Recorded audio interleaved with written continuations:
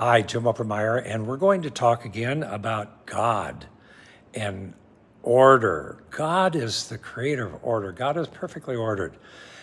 We think of God in so many different ways sometimes, depending on where you came from.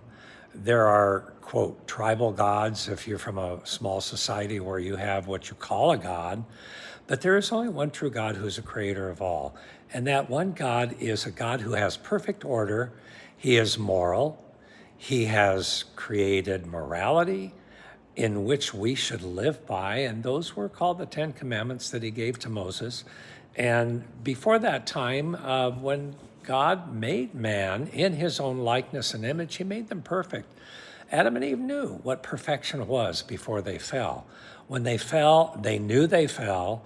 They lost their sense of immortality as far as their physical body was concerned, but their soul, spirit, whatever you want to call it, will live forever. And yes, Adam and Eve are still alive spiritually in heaven, I believe, because Jesus dying on the cross made reparation for their sin. But anyway, so Adam and Eve had the moral code, and the Bible even tells us that their sons had a disagreement, and they obviously had a moral code because they were offering sacrifices to God. And of course, Abel offered the right sacrifice, Cain didn't, and then Cain killed Abel.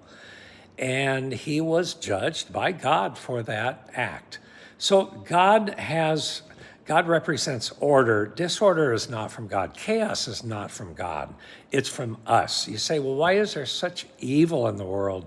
Well, that's another thing I'm going to be talking about in a series of videos. Satan, evil, the order of evil, and all of those things. And I'm going to bring some things that will probably shock some of you, because have you seen a demon? Yes, I have. But that's for another video. So I believe they're real. I believe evil is real. I know it's real.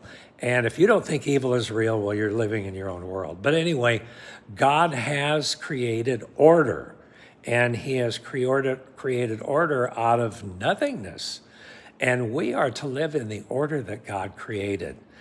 We have a purpose in life. God created us for a purpose, and that purpose was to love him as he loves us, to be his family, to be his children.